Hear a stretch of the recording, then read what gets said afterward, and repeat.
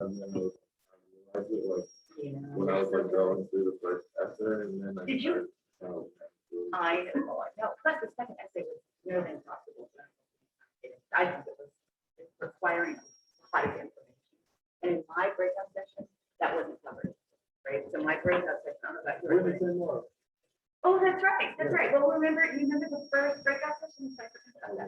That first breakout session where we talked about the origin story. And I was talking about Noah, because I thought we were going to combine it. So two things. Number one, not once did they mention J&P, number one. And number two, they also skipped the flood story.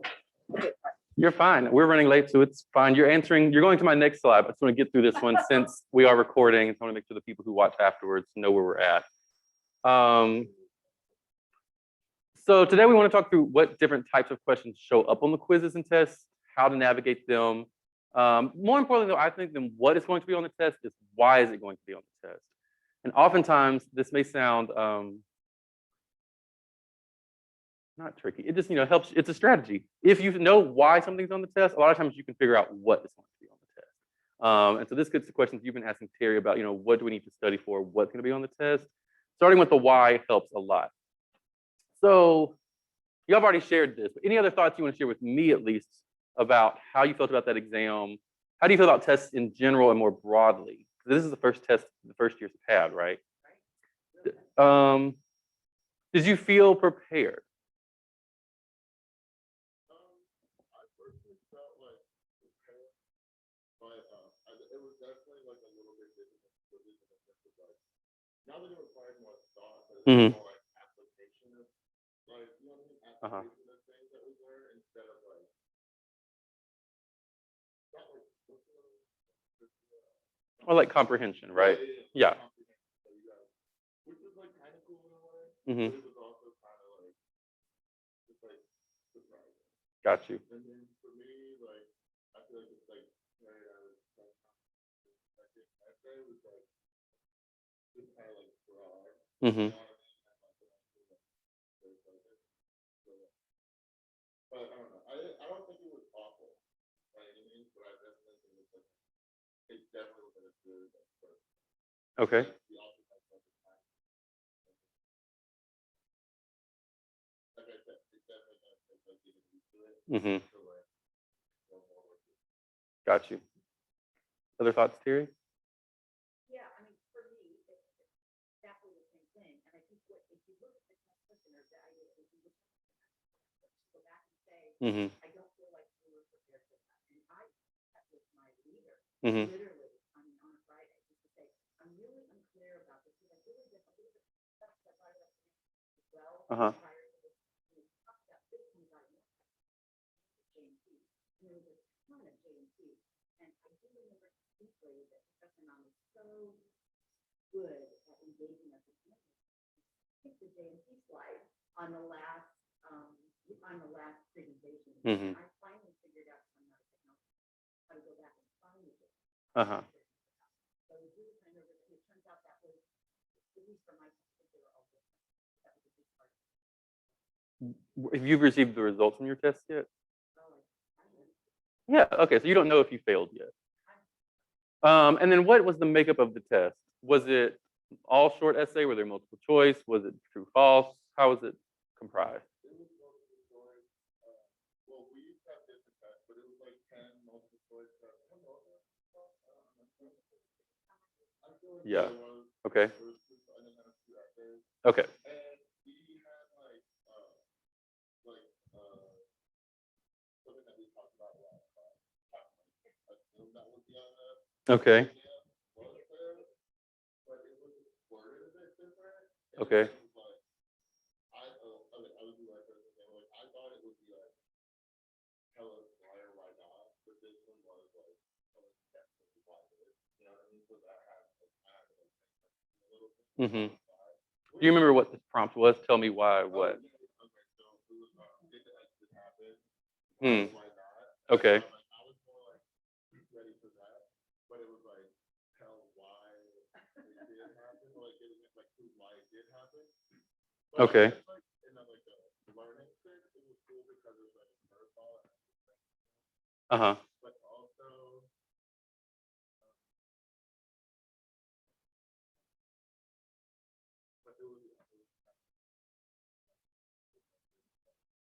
Got you.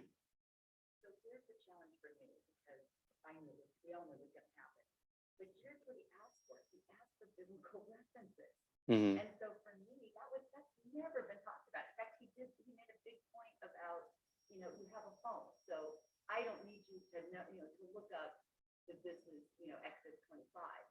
But that said, if you're a heart surgeon and I'm coming in for my operation and you need to look up heart surgery, that's not okay.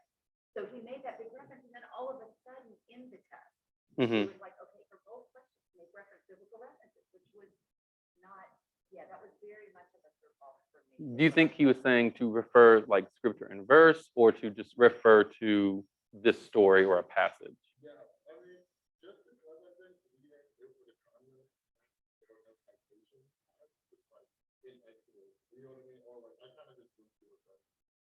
Yeah. I think I read it, but Yeah. Generally, I wouldn't. I don't. Did you look it up? Because that's the other question. no, I like in my notes that we took, I like because the test is so specific, like the so specific, Uh-huh. I would take like in my notes. Right. It's like then I knew that like he was stuff like that. Right. And most times, and we'll get to this in a second, when people ask for references or examples, now I have not taken Dr. Nam's class, but it generally may not be in like verse and scripture, but broader. Like I know, the covenant and 10 commandments is Exodus 20. I just know that, right? We know about the golden calf in 19, and so there's just big frames. I don't think you need 20 verse 4, part B, which I don't know. So I'm not taking the class. Well, I would bring up my last comment that yeah. I really feel address, and that is, Sure. I felt a disadvantage by having open book, because I felt like I wasted a lot of time, like. Oh, this was an open book exam. Open book. Oh. And the other ones, not only were not open book, but one of the questions that we took in the quizzes was, did you do this from memory? Did you cheat? Essentially, the integrity question. Uh-huh. So because this was open book, I just didn't manage my time well, because I thought at the very, I take great notes. Now that I took the class, I take great notes. So I figured I'll be able to really manage it. And that just really, I think, took me, I was very hesitant about things I really probably knew. Mm-hmm. And I don't know if you had that same experience, or was that helpful for you to have it? Well, I think just like having open notes, like an assignment or like being type of open note like in high school. I kind of like, so I definitely know what you're saying, but like it helped me to like know kind of what to expect. So like I always think like, and like you have a study guide group that all yeah, and like so we like kind of split it up and like study together and like so like having that and just be able to like kind of like just be familiar with where stuff is. Right. Yeah. And like you can also that's it, you know what I mean? So that's like the one good thing about technology. Right. So I have this presentation set up into 3 parts. One section on true and false, one on multiple choice, one on the essays. Do you want to go through all 3 of them, or would you rather hit 2 out of the 3? Or where would you prefer the attention be? Because there's stuff here for all 3. Okay. So then I'm going to hide this so you can see all this. And get down to short answer.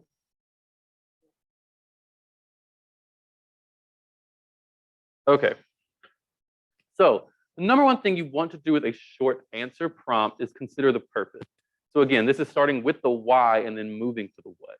So the primary purpose is to test whether you have a foundational knowledge or not.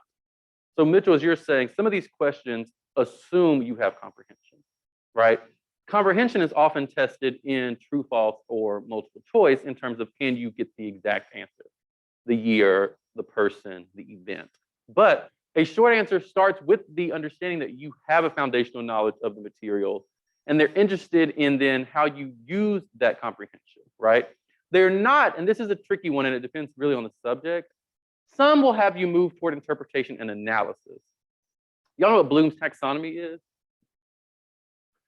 So Bloom's taxonomy, this is going to be a hideous drawing, is a style of learning where synthesis is at the top here, followed by analysis. The comprehension is kind of at the bottom. So when you're thinking about even your educational journey from elementary school, right? It starts with comprehension. What are the letters of the alphabet? How do you count, cite words, etc.? And then you move up to where you can repeat certain facts.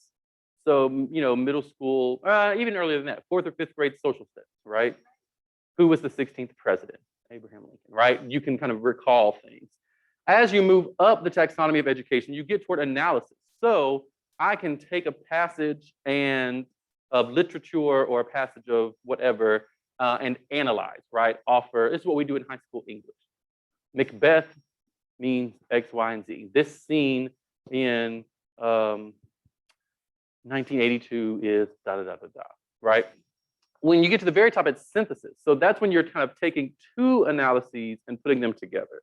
So that's when you might see, you might have had questions in undergrad where you're asked to compare this novel to another novel, right? So you're doing an analysis of both and then synthesizing them together. Oftentimes with short answers, you're in one of these top two sections. You're either trying to analyze and or synthesize the information, right? So this comprehension is understood. Here are ways to prepare if you know what the question is. You don't always know what the question is. It sounds like you didn't for this test on one. You knew the question ahead of time. Got you. So here's what my recommendations. Number one is if you have the question, use a study sheet. Sounds like that's what your group has, right? Somewhere to collate and curate these notes. And if it's for a prompt for an essay, particularly how to craft and curate those notes for that response. So you can take all the notes you have and say, what all is relevant to this prompt? And you can do this in the test, right? Especially if it's open book, saying, okay, this is all the material I have. This question is asking about this one specific thing. What from here applies? And I can just transfer that over. That could include whatever type of outline, flashcards, etc. Focusing on the last four things there: keywords, events, vocabulary, or concepts. So with this Exodus one, right, it's an event. So that one's taken care of, but are there certain vocabulary words associated with the Exodus? Right? There's certain parts of the narrative that you don't really find other places in the Hebrew Bible. There's certain concepts, right? That's the only time we get a parting of the Red Sea, right? We don't get it anywhere else in the Hebrew scriptures or in the Christian Testament. Second thing is you want to respond to the question directly with concise answers. Concise is the key word here because a lot of times we see a short essay or a short answer and we think we have to say a lot. And so then we spend our time crafting how to write a 5-paragraph response. You don't need to. You just have to answer the question, but you just have to answer it concisely. So if there was something asked, whatever part of the prompt is there, you want to make sure every part of it is addressed. And if you can't, that's when you want to rely on partial credit. So my professor is asking me parts A, B, and C of this question. I may not know anything about part A, right? I can look at this test all day long and nothing's going to come to memory about part A. That's fine. I'm going to focus on parts B and C because I know those parts really well, and I at least can get 2/3 of this prompt, rather than spending my time trying to make up something for part A that I don't know anyway. Does that make sense? Yeah. Every prompt is always going to have more than one part, usually. If you can get all the parts, that's great. You can respond to all parts with concise answers. But if you can't, respond to the parts you know, because your professor is going to know when you're making up the other part anyway. And it just takes more of your time, right? These are time tests. So I don't know part A, I don't know. So let me answer parts B and C and answer them strongly. Yes, Mitchell. The thing that I did was like I said, even though I do it, Yeah. And then like I realized, but then like something that I did was I just kind of, so the second essay was like using James B. sources. Mm-hmm. So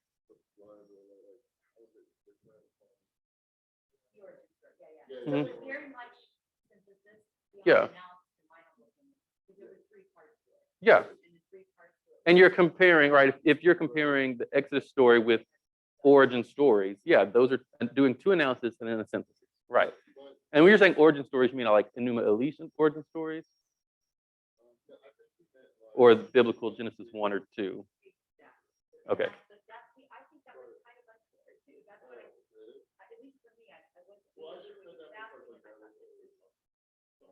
Yeah, I wouldn't in the class. But what I was saying that, oh, I got like really down on time. Mhm. I literally just said like, it was like, how did this reflect so and so? How is this like Jay is this because of blah blah blah, and then T is this. Absolutely. Blah, blah, blah. That's all you need to do. Right, but I think a lot of times, like you said, I like You just got to get the test done, right. right?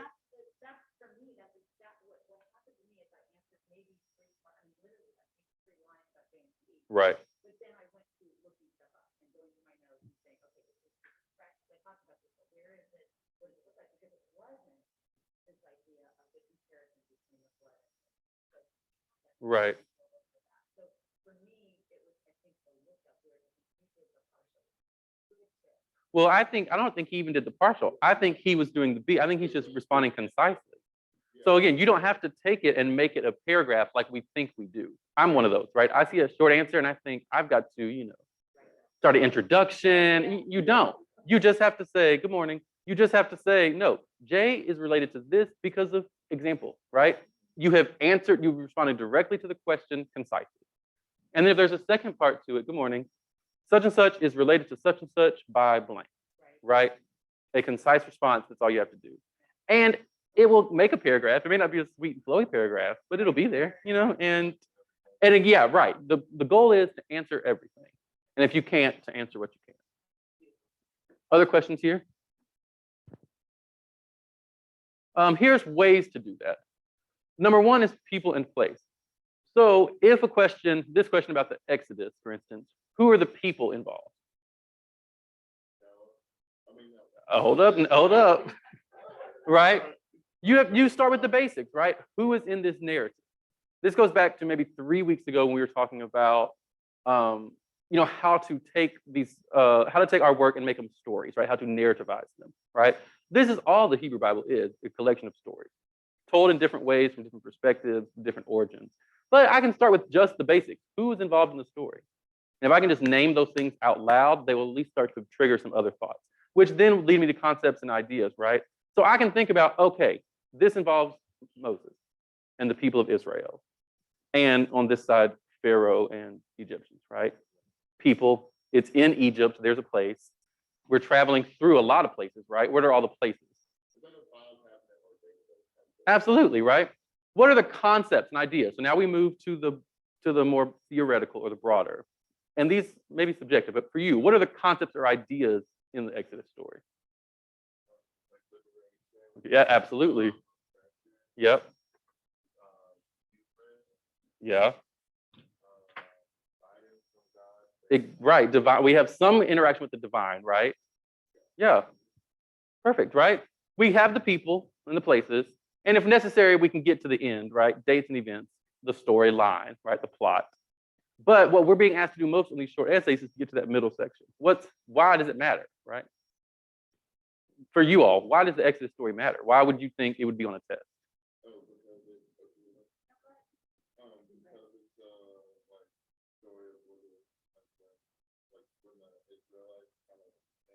Mm-hmm. So why would that matter to us?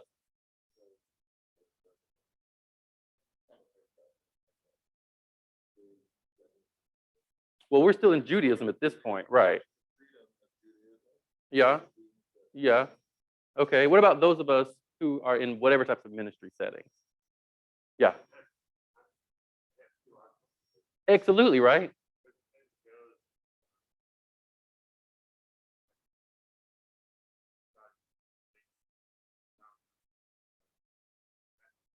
Right? We move from a transcendent deity to an immanent deity, right? A deity who is, what does the scripture say? The deity who is the pillar of cloud by day and the pillar of fire by night, the one who parts the Red Sea, right? So this is a huge theological claim, two-part, right? One is exactly, what's your name?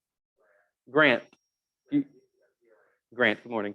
Just what Grant said, right? That there is this transcendent to an immanent deity, but then there's also what you're saying, Mitchell, that there's a story of liberation, a theological claim that the divine is a liberator, right? Frees people from whatever, right? So that's the why. That's what we're trying to get to. So when we're making a question about whether or not the Exodus happens, It's not just a matter of, did people part the Red Sea? We step back and say, no, is God a liberator or not? Or is God an immanent deity or a transcendent deity, right? Does that make sense? Does that make sense, everybody? What questions do you have here? I think that's my last slide on short answers. Any questions? So I'm going to encourage you again. You're going to start with the whys. That's what's important. Why would this be on the test?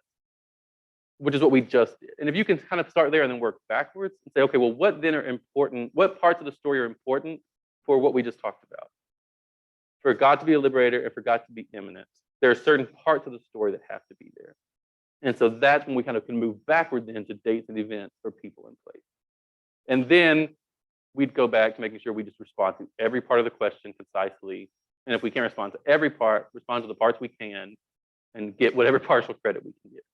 Partial credit takes you far. It really does. Because you're only going to get knocked off 3 points if you don't know one part of the question, right? Versus 10, 20 points if you miss the whole thing, right? And this also,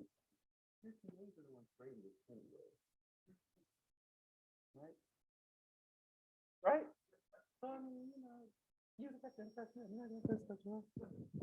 Okay. So where to next? We have true and false or multiple choice. We have about 10 minutes, 12 minutes. True or false? Okay, give me 1 second to. Good morning, Krisani. Okay. Some of this stuff is going to seem basic, but I promise you it is not. True and false questions are some of the trickiest little devils on tests, right?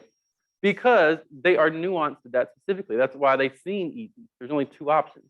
But then when you think about that and say it again, there are only 2 options, right? There's either a right or a wrong. There is no middle ground.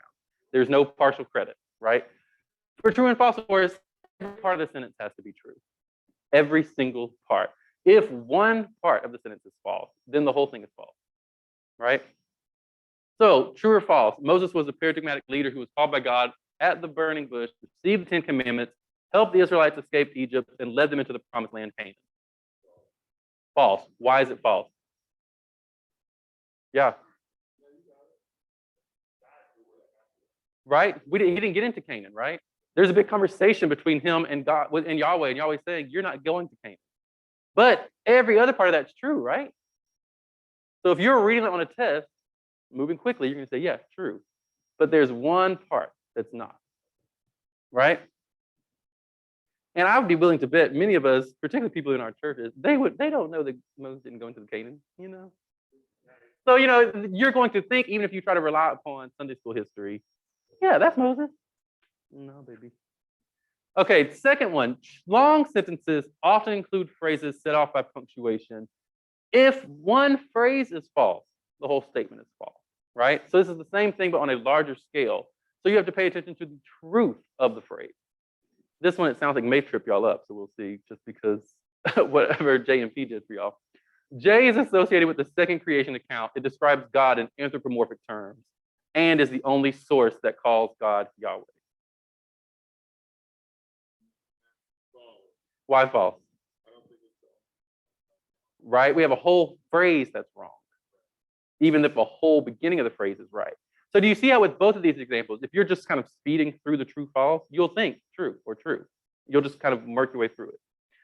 The last one, which people will try to trick you with, is with negatives. So you're always confusing, right? If the question contains a negative, a no, a not, a cannot, simply drop the negative and read what remains. And if what remains is true or false, right? Decide that part. If it is true, then you're looking for the opposite, right? And if it's negative, it's usually false. So take, for instance, Pluto is not considered a planet by all astronomers.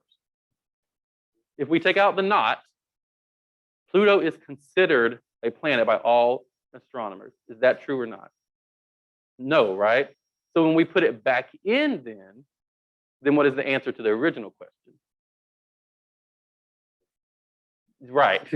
So the question is, Pluto is not considered right. The false is what we just said, right? Yeah, yeah. No, I'm waiting on, yeah.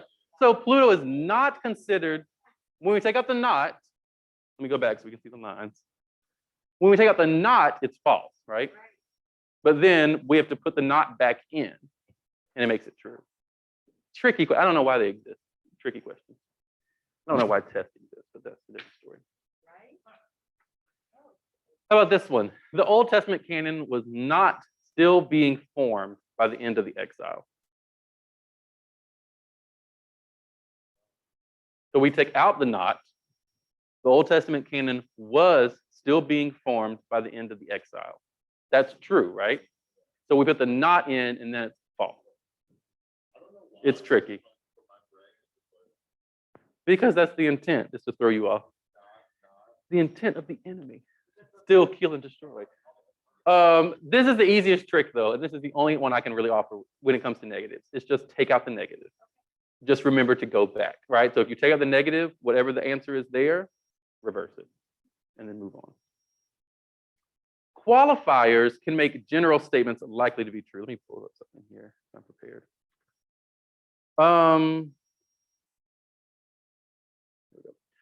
So qualifiers, these words like sometimes, often, always, frequently, generally, right? They make more modest claims. They're not always. And therefore, they're more likely to reflect reality than absolute claims. So let's try this one. Most scholars believe that J, E, D, and P are primarily evident in the Pentateuch. What is the qualifier there? Most, right? So it's not saying all scholars, but most scholars believe such and such and such and such, right? And that one nuance is going to make this question a true versus a false, right? Because if it were all scholars, then we'd say false, right?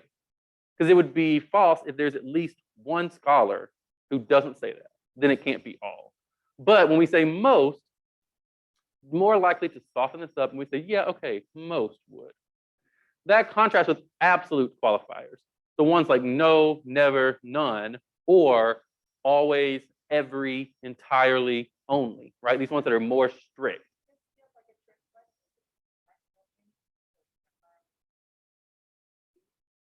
Do I know scholars that affirm the Mosaic authorship? Yeah. Yeah. I mean, it's half of theological scholarship, right? Yeah.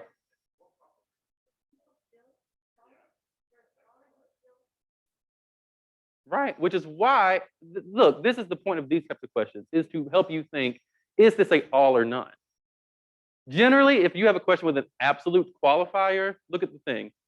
This part implies then the statement must be a true 100% of the time. So the other part of this means it's always usually false. There are very few questions where it's 100% one way or the other, right? So when you see a question that says no modern scholars affirm the Mosaic authorship of the Pentateuch, that means if there's only one somewhere in the world, this is false. Oh yeah, there are people in our churches who think Moses wrote the Pentateuch. They can be scholars in our churches. That's debatable. Yeah, in a bookstore, right? Does this one make sense, right? The general thing here is absolute qualifiers. They're probably always going to be false because that means it has to be all or none.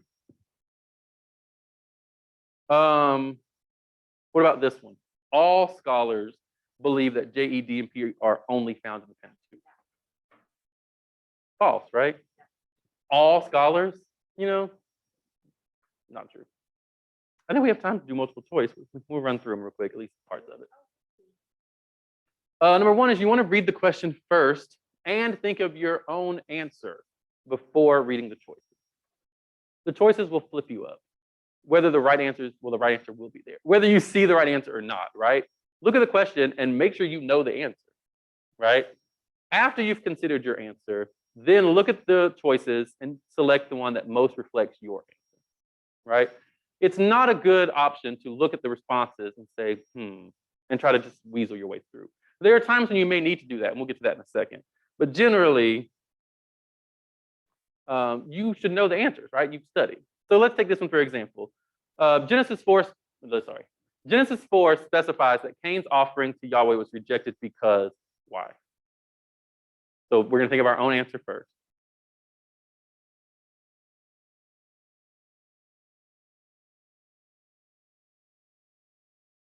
What's your, anybody? Just, okay, anybody else? What's your first answer? Why was Cain's offering rejected?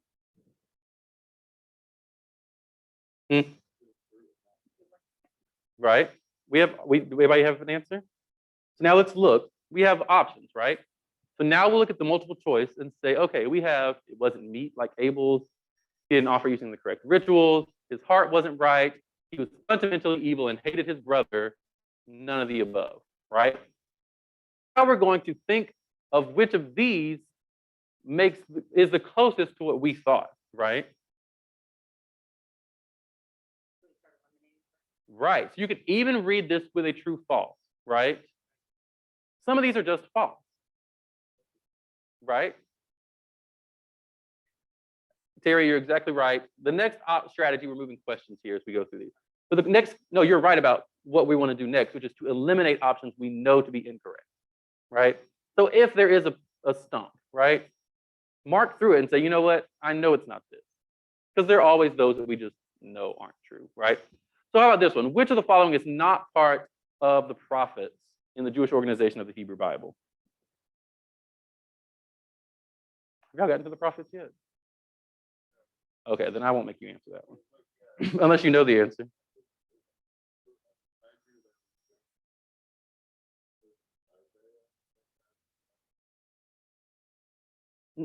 These are prophets. Yeah, Jonah was a prophet. Yeah, he does not listen and go, he does not listen to go do what he's supposed to do. Good morning. Where are Elisha and Elijah listed? Good morning.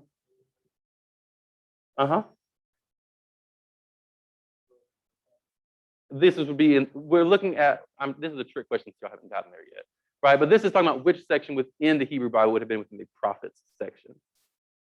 Which, you're right, though they would be prophets, which are in 1st and 2nd Kings, so they would be in here. Which of these, you have 2 left, which one's not the prophet? Y'all gotten through them all now, Joshua, right? Yeah. Jonah is a prophet, remember? Jonah just does not listen. Jonah is told to go to Nineveh and does not. Gets on the ship, sails to Tarshish. Yeah, and in the end, he does go, right? There's this really beautiful part. Prophesy to tell the Ninevites about impending doom if they don't turn to Yahweh, right? And there's this beautiful part in Jonah too, where it says, and Yahweh comes to Jonah a second time, right? Gives Jonah a second chance. And it says, now go to Nineveh, tell the people, such, such, such, such. Number 4, be suspicious of options that are totally unfamiliar to you, if you have studied, right? So if you look at these stories about the creation, which you have known, you've studied this one, right? Which of these can we just throw out automatically?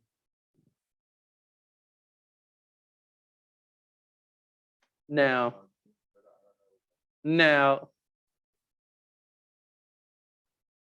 Memphis, y'all can throw out Memphis. No. This time about Memphis. These 3 all, that's funny though, right? These other 3 sound like, right? You don't even have to know exactly what story they are. But the other 3 sound like they would be options, right? Memphis, that is right. I'll give you that one, right? Memphis creation story is like, okay, well, we can mark that out automatically. I ain't never come across that in my textbook. These other stories? I don't know if you had it on this test.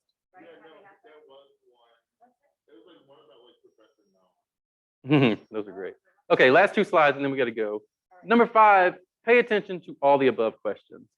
If you know, this seems, again, basic, but I promise you it's not.